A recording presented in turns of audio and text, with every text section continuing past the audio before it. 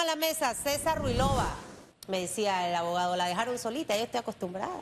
Íngrima, decimos nosotros en... ¿Cómo? La íngrima. Íngrima. Íngrimo, solo, abandonado. Nunca. Estoy íngrimo, Aquí decimos estoy allá en la rodeada, Villa de los... usted no sabe la energía, la gente que hay aquí alrededor mío. Decimos allá en la Villa de los Santos, te dejaron íngrima. Y tengo a Chutupu aquí en la grúa. A Chutupu, el hombre claro. del desayuno. El hombre de los desayunos de los viernes. Sí. Licenciado César Ruilova, la pregunta de todas las tardes, a veces de todas las mañanas, me escribe la gente del sector empresarial, me escribe el panameño común, si estoy en la calle, si estoy en el súper, me paran y me dicen qué va a pasar con el caso del candidato presidencial José Raúl Mulino.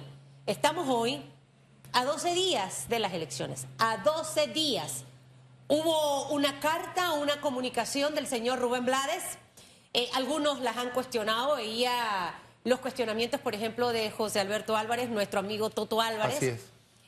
Específicamente haciendo referencia a esta nota, porque lo que algunos abogados dicen es que no podemos denigrar ni cuestionar el actuar de nuestra Corte Suprema de Justicia. El tema es que faltan 12 días, entonces el elector está en esa incertidumbre. ¿Corre o no corre el señor José Raúl Mulino? ¿Dan los tiempos o no dan los tiempos? Se fueron de vacaciones, pero regresan y pueden presentar el proyecto. Aclárenos, por favor, al país entero la perspectiva de lo que puede o va a ocurrir. Sí, gracias, Susan. Buenos días. Hay un contexto cuando uno habla de justicia constitucional, tiene que referirse necesariamente a que el ámbito, la materia que se debate es una materia obviamente jurídica, porque se confronta la ley o un acto de un funcionario frente a la norma constitucional, pero también tiene un alto contenido político. Cuando uno habla de justicia constitucional, la Corte tiene que verificar qué cosa, la vigencia de la Constitución, la vida de la Constitución. En este caso, una postulación de cara a una elección que debe culminar el 5 de mayo, el proceso de elección el 5 de mayo. Hay un trámite que marca la ley. El viernes anterior venció una de esas etapas. El viernes, ¿no? El viernes 19. Que era la etapa de presentar alegatos. Exacto. ¿Cuántos alegatos fueron presentados? Creo que más de 50 alegatos. Ok. ¿Estos 50 alegatos por quién fueron presentados? Por abogados y cualquier persona que se pueda convocar y considere que tiene una opinión al respecto del tema. Ese es su derecho, el procedimiento lo permite. ¿Y ahora qué ocurre con esto? Fíjate, hay una demanda, hay una posición del Procurador General de la Nación y hay más de 50 alegatos. ¿Qué debe ocurrir con esto? El magistrado oponente, que es el magistrado Olmedo Arrocha, debe analizarlos, debe confrontarlos, debe reflexionarlos y luego de esa labor intelectiva del magistrado ponente, que a quien le corresponde resolver esto, emitir, estructurar un proyecto de sentencia constitucional en el sentido de declarar constitucional o inconstitucional esa postura. Eso no es fácil. Ok. Y estamos... apenas han pasado dos días hábiles. Después de los alegatos. Claro. O sea, y después de los alegatos, ¿qué periodo realmente queda para esto? Uno, legalmente hablando. Y segundo, dentro del aspecto electoral. Escuchábamos al señor Lombana decir, me parece, no sé si fue ayer o fue hoy, y algunos otros candidatos, ya los tiempos no dan, debe correr o no debe correr, pero entender un poco qué dice la norma, hasta cuándo, y si realmente en los tiempos electorales en los que nos encontramos, si sería saludable o no, o eso evidenciaría la judicialización de este caso. Mira, lo que pasa es que cuando uno propone el hecho de que no dan los tiempos, Susan, no dan los tiempos para qué. Mira que la ley no te dice, bueno, que usted tiene que fallar antes del 5 de mayo. El magistrado hoy está en tiempo para poder presentar su proyecto. Él no está fuera de tiempo. Debe hacerlo con argumentos, con análisis. Ahora, ¿cuál es el estado ideal del problema? De la solución del problema? Que se pueda resolver antes del 5 de mayo, antes de la elección. La Corte debiese definir la suerte de esa postulación, de esa candidatura. ¿Cómo poder hacerlo? Bueno, que el magistrado, cuanto antes, presente el proyecto. La Corte, en este caso, el magistrado Olmedo Arrocha, la Corte se declara en sesión permanente para el debate de este proyecto y poder entonces, igual que en la mina, poder fraguar una sentencia constitucional. O sea, eso es el estado ideal. Lo que Aunque debe, estemos lo que, a 12 días. Bueno, ¿Hasta cuándo tendría el magistrado Olmedo Arrocha él para tiene presentar? 30 días para emitir su proyecto. Es decir, que el proyecto lo pudiera bien presentar el viernes. Claro que sí. Él está Y luego se declaran en sesión permanente. Claro, en las vísperas de las elecciones. Bueno, pero es que no hacerlo antes es dejar esto en estado de zozobra. ¿Y tiene que hacerlo antes del 5 de mayo? No necesariamente. Pero ¿qué pasa? Y voy a la pregunta. ¿Qué pasa si no lo hace antes del 5 de mayo y gana el señor Mulino? Bien, sí, eso es una hipótesis de trabajo para analizar. Si no lo hace antes del 5 de mayo y gana el señor Mulino, entonces, si sale la sentencia posterior en el sentido de la constitucionalidad, lo que hace es ¿qué cosa? Galvanizar la asunción del señor Mulino, porque no es inconstitucional. Si la Corte declara inconstitucional esa postura y el señor Mulino gana, entonces vamos a entrar en un debate terriblemente complicado. ¿Saludable en un proceso de elección como el que tenemos los panameños? No es saludable. ¿Por qué? Porque vamos a decir, bueno, y ese efecto es retroactivo, ¿y qué pasa con la voluntad popular en el sentido de que el triunfo en las elecciones? Eso va a ser muy complicado y este país no necesita esas complicaciones, Susan. Por eso es que el estado ideal, más o menos ideal, es que la Corte pueda, ¿qué cosa? Resolverlo, pero no lo puede resolver el Pleno si el proyecto no llega. Si el señor Olmedo Arrocha no le presenta al Pleno el proyecto para su lectura, el Pleno no se puede declarar en sesión permanente, eso no va a poder ocurrir. El paso que hace falta aquí primero es la presentación del proyecto. Por la transparencia o la trascendencia de este fallo, aquí algo que me envían, mi opinión es que el Pleno de la Corte se debió haber constituido en sesión permanente para atender el caso del señor Mulino. No puede. Esto es la opinión de Ernesto Cedeño, ¿no? Mi opinión sobre el caso ya la he dado y es que Mulino debiera correr. No obstante, la Corte tiene la última palabra por Constitución y debemos acatar la decisión. Lo dice el señor Ernesto Cedeño. Desde el punto de vista de César Ruilova, expresidente del Colegio Nacional de Abogados, ¿debe o no debe correr el señor Mulino? Bien, mi opinión, los hechos están planteados en la demanda, mi opinión personal es que existe principios constitucionales en el orden político que tiene que ver con la pluralidad política. La pluralidad política es decir, permite y debe permitir que las personas puedan, ¿qué cosa? Elegir y los individuos puedan someterse a ser elegidos.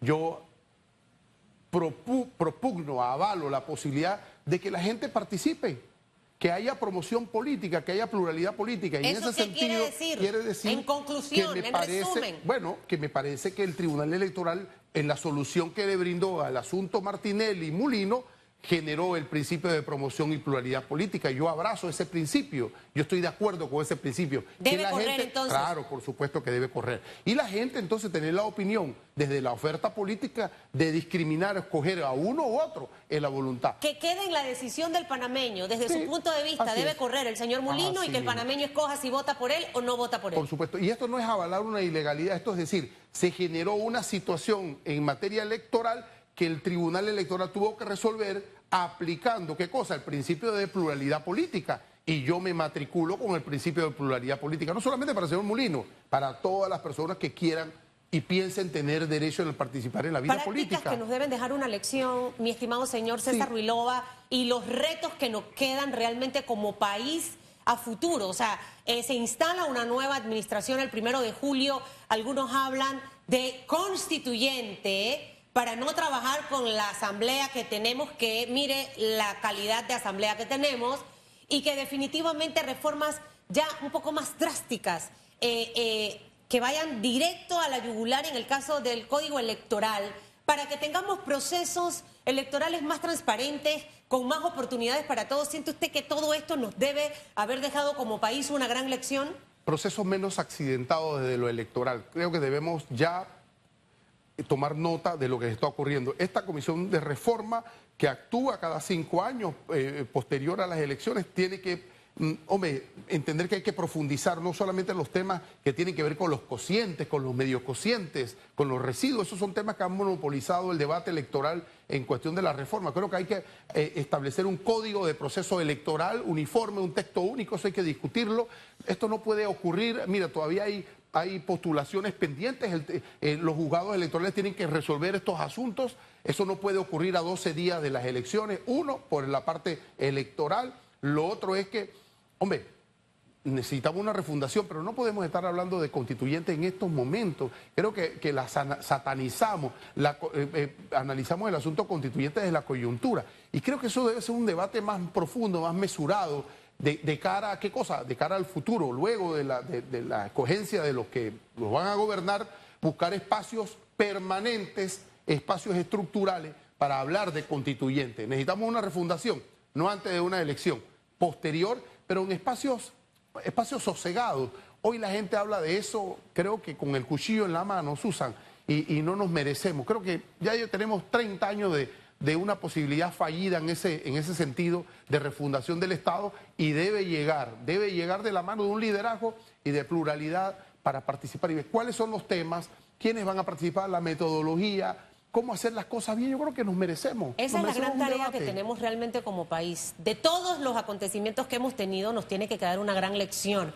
Y veremos quién a partir del 1 de julio realmente habla de estos temas puntuales y los ataca inmediatamente. Ojalá quiénes, porque es que ya estamos cansados de él. Somos varios. Bueno, yo no estoy en la contienda política, pero dentro de una asamblea tan cuestionada por muchas cosas, veíamos ayer cómo dejaron plantados, por ejemplo, al tema del Fondo de Ahorro de Panamá, un tema tan primordial y tan importante. Entonces, allí es donde usted, como elector, revisa realmente cuál es el compromiso de ese candidato político, porque de 71 diputados quieren reelegirse. 71 diputados quieren reelegirse y crean nuevos corregimientos en el tema de Bocas del Toro. Esto generó controversias entre diputados de la bancada por la libre postulación que veíamos en el tema de redes, algunos otros políticos oportunistas aprovechándose de la situación para generar un poquito de bulla. Pero más allá de todo este tema, quisiera que nos explicara un poco la parte legal. Mencionaba yo al inicio, se crean nuevos corregimientos, esto entra a funcionar en 2 semanas en el proceso de elecciones del mayo 2024. Lo primero, porque a veces creo que hacemos unos escándalos muy grandes, porque asustado y todo el mundo dice, no, es que van a haber más corregimientos en Bocas y Vinicio. Arranquemos por ahí, por favor. Sí, obviamente que cualquier estructuración en materia de nuevos corregimientos no va a tener un efecto inmediato. Eso obviamente que no es sustentable desde la vía jurídica. Eso tiene un trámite. La ley, si en todo caso una de esos proyectos de ley llega a ley, el presidente de la República lo tendrá que sancionar o vetar. Eso es un trámite y luego entonces la propia ley va a señalar en qué momento va a entrar a regir. Es decir, que lo que se apruebe en este momento de la creación de nuevos corregimientos no va a regir para el 5 de mayo del 2024. Obviamente que no. Arrancamos por ahí. Segundo punto, lo que usted acaba de mencionar. Por eso era que le decía, usted tiene que ser muy sabio e inteligente. No se deje enredar del lambón, del abulador, de tantas cosas. Puede llegar la nueva administración 1 de julio y esto al final no avanza. O puede pasar que el presidente de la República, Laurentino Cortizo, derogue esto. Aunque puede ser que al final la sancione, porque también puede ocurrir, porque necesita del apoyo de los diputados para que el candidato José Gabriel Carrizo llegue a la presidencia. Pero también está el tercer escenario, que la nueva administración que entra a partir del 1 de julio, y si vamos a hablar de reformas de la constituyente o reformas a la Constitución y reformas al Código Electoral, eso se tumbe. Sí. ¿O estoy equivocada? Perdonen mi ignorancia porque no soy abogada. Eso es un escenario posible. Ahora, este es un debate eminentemente político, ¿ya? Eminente político. La pregunta es, mira, yo siempre cuando analizo la administración pública pregunto, indíqueme 2 o 3 instituciones de la administración pública, ejemplos, que usted pueda decir, a partir de este ejemplo, de estas instituciones, ¿cómo debemos hacer para ir mejorando las otras? Bueno, alguien levantará la mano y dirá, el Canal de Panamá tradicionalmente es una institución ejemplo, modelo.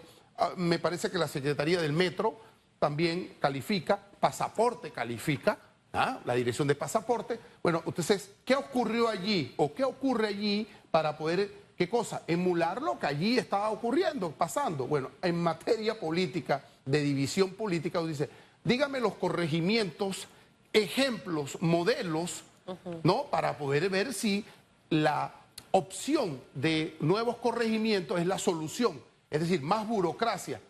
Deme un ejemplo de un buen corregimiento que funcione. Entonces, tratando de entender un poco, porque los argumentos de algunos de los diputados cuando hacen uso de la palabra en el periodo de incidencia, es que el argumento de estos diputados es que dice que si se hacen más corregimientos, las ayudas llegan directamente a estas áreas, porque al final son corregimientos tan extensos y tan grandes que por esa razón es que las ayudas no llegan. Quisiera tratar de entender cuál es antes de llegar a ver casos de corregimientos exitosos, de modelos para aplicarlo, ¿cuáles son los pros y los contras de tener corregimientos? Uno para el ciudadano y para el político. Bueno, o sea, es que el ciudadano puede reunirse, cabildear. O sea, él no está, él puede hacerlo. O sea, hoy un ciudadano organizado, comprometido con su comunidad, puede, ¿qué cosa?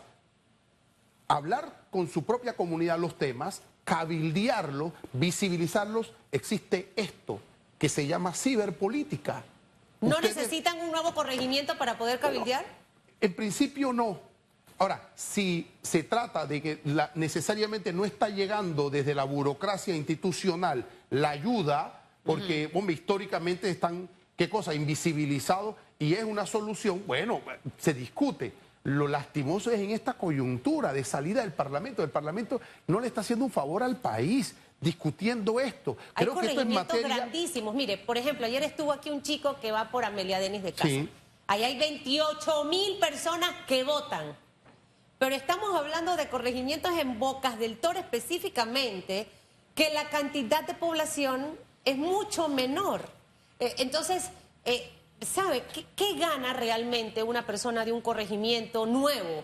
O sea, va a tener mejor carreteras, va a tener centros de salud, va a tener agua. Puede aspirar a tener eso con una burocracia, con tener su representante. Mira, en el caso, yo conozco, por lo menos hay un proyecto de ley que tiene que ver con el corregimiento de San Agustín, en la Villa de los Santos. O sea, me parece que es una comunidad con identidad cultural, una comunidad que se merece esa posibilidad. Lo lastimoso que ha quedado imbuido en el otro debate, ¿no? Con los otros temas y el manejo. Hombre, hay casos, hay proyectos, hay corregimientos que quizás sí, claro que sí, pero todo un solo paquete me parece escandaloso. Entonces, ¿a quién beneficia la creación de estos nuevos corregimientos en Bocas del Toro? Acuérdense que se habla de reingeniería social, pero también de reingeniería política. Usted va al laboratorio, ¿ya? Político, y usted dice, me interesa moverme así, estructurar así, reestructurar así. Este es el escenario. Bueno, a los políticos, obviamente. Ojalá que fuera la comunidad. ¿A los políticos actuales o a los futuros políticos? Debe ser a toda la comunidad política, porque si yo soy... ¿Ya hablamos ahí de representantes, de diputados, todos, específicamente alcaldías? Claro, porque a mí me parece que debo escuchar la voz en la oposición de los líderes comunitarios de esos lugares. No los escucho. Aquí no se trata solo del señor Vinicio o no, sino dónde está, ¿qué cosa? ¿Dónde está la gente, las fuerzas vivas de esas comunidades? Ojalá, Susan, los medios fueran allá y les preguntaran a esa gente si es necesario y cuál es el argumento. No en la asamblea, en las mismas comunidades, y quizás uno pudiese decir, ¿es cierto? ¿Lo necesitan? ¿No? ¿Se requiere esa burocracia? ¿En qué beneficia políticamente esto a un diputado, a un alcalde? Bueno, fácil. Si usted está a la cabeza, usted es un diputado y necesita un distrito y un corregimiento, y usted fue el que lo creó técnicamente bajo su liderazgo y va a manejar los presupuestos, usted va a tener una clientela política desde allí. Ya usted no va a tener que recurrir y caminar eso porque ya hay una persona que lo va a hacer por usted. O sea, ese es el problema de la descentralización. O sea, que eso ayuda, haciéndome la película, al candidato a diputado o alcalde, a que sus representantes puedan conseguirle votos, fácil. Porque al final estos líderes comunitarios ya ahora no son tan fácil de poder disfrazar en las planillas de la Asamblea Nacional de Diputados. Usted crea nueva burocracia, la sobuja desde arriba y la maneja. Mira, ese es el debate de la descentralización. ¿En qué se ha convertido la descentralización?